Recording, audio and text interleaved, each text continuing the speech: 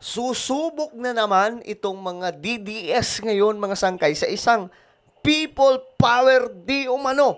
At pangungunahan daw po ito ni Meow Meow.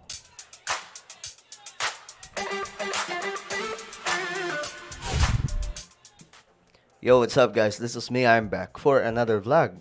Alright guys, ito pag-usapan po natin ngayon. Itong pambihirang plano na gagawin daw pong people power ngayong araw.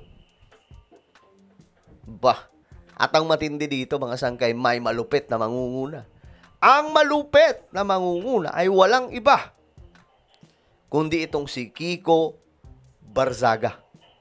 Pag-usapan po natin ito mga sangkay. Anyway, bago tayo magtuloy-tuloy sa mga hindi pa po dyan nakakapag-subscribe, tayo po ay road to 2 million subscribers na. Kaya naman, ano pang hinihintay nyo? Makikita nyo po yung subscribe button sa baba ng video na to. I-click nyo po yung subscribe, i-click ang bell, at i-click nyo po yung all. Sa mga nanonood po sa Facebook, syempre, i-follow nyo po yung ating Facebook page. Shoutout po sa inyong lahat mga sangkay. Sa lahat po ng mga nanonood ngayon, mabuhay po kayong lahat. Ito kasing si Kiko Barzaga.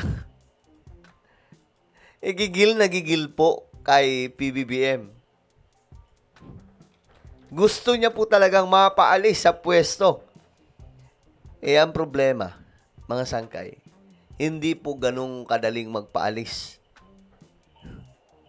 Lalong-lalo na kung ang katulad ni Kiko Barzaga yung magpapaalis na alam nyo naman siguro kung anong meron. Diba? Alam nyo naman siguro kung ano ang meron kay Kiko Barzaga. Kailangan pa ba natin i-memorize yan? Ngayon, mga sangkay, itong taong ito, may pinaplano po laban po kay PBBM.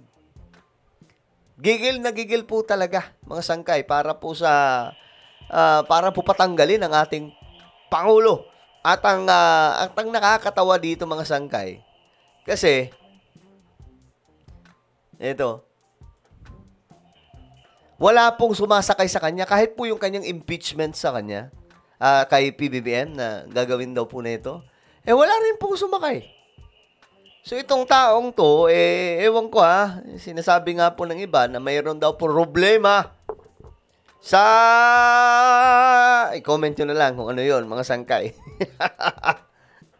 Ewan ko ba kay Kiko. Kiko, what's up, man?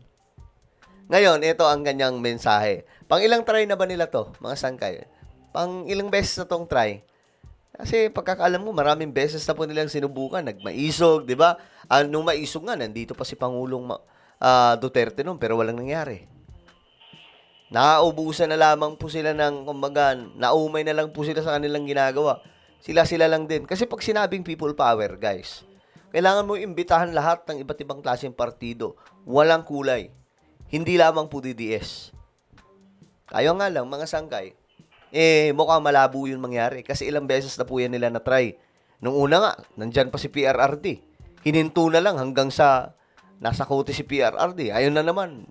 Gumawa na naman sila ng ingay. Pero walang nangyari. 'Di ba? Eto pa kaya, itong si Kiko Barzaga lang, si Meow Meow lang ang gagawa ng aksyon? Well, tingnan po natin ito kanyang malaking pasabog di umano. My fellow citizens, it is now time to fight back against corruption. For too long have our cries for justice fallen on deaf ears. September 21 was only the beginning, though from what I have observed, unfortunately, the mass protests in September did not affect the Marcos administration. Wala talaga. Wala talaga. Kahit po yung mga nauna pa, walang kwenta. Hindi po sinasakyan kasi ng marami sa ating mga kababayan. Paano nila sasakyan yan? Ngayon, may social media na. Madali na po ang information. Alam nyo, kung mayroong sasakay dito, mga DDS lamang po. Yung mga totoong diehard. Pero marami kasing DDS na nakiki-DDS lang. Hindi naman talaga sila yung tipong kagaya po nito. Ito pa nga po yung, kumbaga, may pagka-substandard itong kanilang pagiging anti-corrupt di umano nitong mga DDS. Why? Kasi, mga sangkay, biruin nyo, mananawagan sila ng resign, tapos ang ipalit si VP Sara. Kahit nga militar, ayaw eh. Alam niyo mga sangkay, yung mga military ayaw nila. Hindi nila kayang sumunod sa babae. Lalong-lalo na kung si VP Sara. Nung panahon ni Gloria, yung commander-in-chief nila, marunong talaga yun, matalino. Ikumpara mo naman yung talino ni VP Sara at kay former President Gloria Arroyo, di ba? Ang layo. Malayong malayo, guys. Di ba? So, ngayon, mga sangkay, ito, yung kanilang panawagan, anti-corrupt daw po sila, pero yung same pa rin. Maniniwala ako kung sasabihin po nila na anti-corruption kami, against kami sa mga corrupt na yan. Alisin na si BBM kasi hindi effective yung kanyang leadership. At mag-elect ng kung sino mang pwedeng i-elect. Kahit hindi si VP Sara. Kung ganyan ang kanilang sasabihin, maniniwala pa ako. Ang problema guys, alam niyo yung kanilang panawagan, dati pa yan Yung BBM resign, tapos ipalit si VP Sara, anak ng tokwa. Because they are far too detached to understand the severity of their crimes. And so, tomorrow, October 12, Ngayon yan, mga sangkay. 2025, we will be protesting on the front doors of the greedy and corrupt. We will deliver the people's anger right at their doorstep. We will bring the frustrations of those who lost their homes to corruption to the homes of those who are corrupt. We will be protesting at Forbes Park. And before I end my speech, don't forget the essentials. A hood to shield yourself from the weather, a mask to prevent the spread of diseases, and shades or glasses to protect your eyes from the dirt. Stay safe and God bless you all. Natatawa ako bang minapanood. Akala mo talaga Alam nyo na, ang nakakatawa pa po dito, sinasakyan po ang taong ito na mga abnoy din pong mga DDS. Sakay sila, ang tapang ng taong to. Nandito nga si PRRD, walang nagawa Ngayon pa kaya na wala si PRRD at ito lamang po mangunguna. Diyos mio Marimar, ewan ko ba bumababa po yung level, mga sangkay ng mga DDS, bumababa. Pambihira, kaya sinasakyan po nila yung ganito. Ito samahan nyo to, kasi kawawa naman. Kapag hindi nyo samahan to, baka kung ano. So, samahan nyo na para hindi umiyak. No? Kawawa naman po, mga sangkay, diba?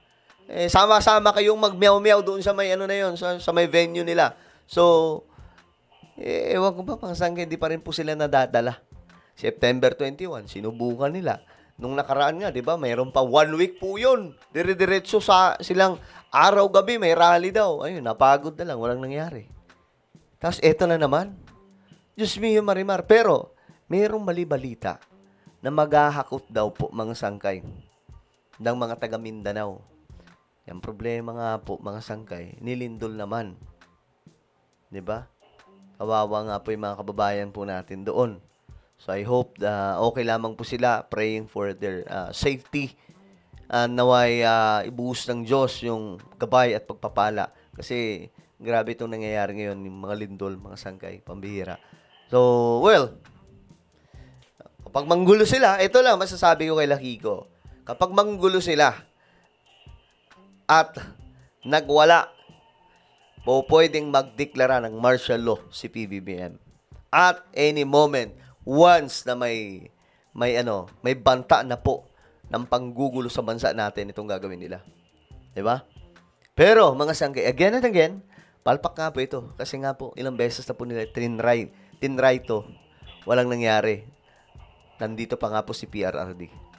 So, ito po ay hindi anti-corruption or any, Marcos resign lamang po ito, ipalit si Sara.